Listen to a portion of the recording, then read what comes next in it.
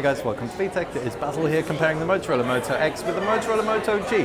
Motorola's budget offering is newer, in fact, than the Moto X, despite the fact we're just getting it in the UK. But how do they stack up against each other? We're going to kick off talking about the design, and they're pretty similar. The Moto G is less refined. You've got a lot more bezeling at the base, for example. It feels like a pretty good device though. They're very similar sizing, despite the fact the Motorola Moto G has a smaller screen.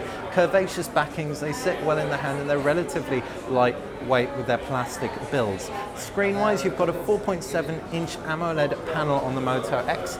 You've got a 4.5-inch LCD panel on the Moto G, both 720p resolution. As far as front-facing cameras go, you've got a 2-megapixel snapper on the Moto X, and think it is a 1.2-megapixel snapper on the Moto G. Capacitive buttons at the base, two relatively stock versions of Android.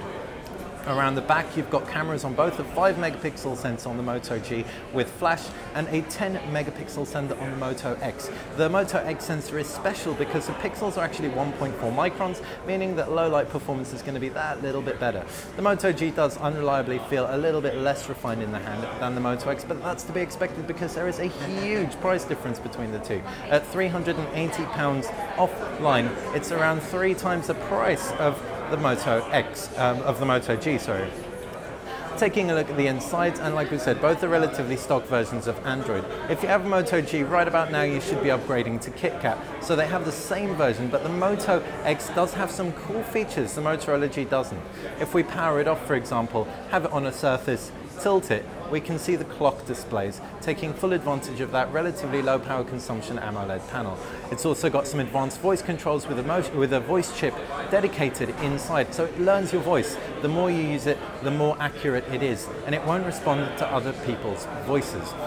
And finally, you have a very quick way of accessing the camera. If we just twist it round, we got to vibrate, we can tap the screen, and it's going to snap a picture pretty speedily.